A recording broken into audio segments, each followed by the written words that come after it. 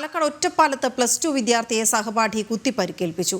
വരോട് സ്വദേശി അഫ്സറിനാണ് വാരിയലിന് പരിക്കേറ്റത്. അഫ്സറിനെയും ആക്രമണത്തിനിടെ മുറിവേറ്റ സഹപാഠിയെയും ഒറ്റപ്പാലം താലൂക്ക് ആശുപത്രിയിൽ പ്രവേശിപ്പിച്ചു.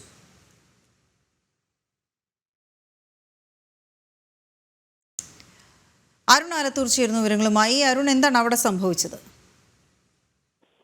ഒറ്റപ്പാലത്താണ് ഈ +2 വിദ്യാർത്ഥിയെ സഹപാഠി കുത്തി പരിക്കേൽപ്പിച്ചിരിക്കുന്നത്. വരോട് സ്വദേശിയായ അഫ്സറിനാണ് വാരിയലിന് പരിക്കേറ്റിരിക്കുന്നത്. സഹപാഠിയായ 17-കാരനാണ് അഫ്സറിനെ കുത്തി പരിക്കേൽപ്പിച്ചത് എന്നാണ് പോലീസ് പറയുന്നത്. അഫ്സറിനെയും ആക്രമണത്തിനിടെ മുറിവേറ്റ 17-കാരനെയും ഒറ്റപ്പാലം താലൂക്ക് ആശുപത്രിയിൽ പ്രവേശിപ്പിച്ചിട്ടുണ്ട്.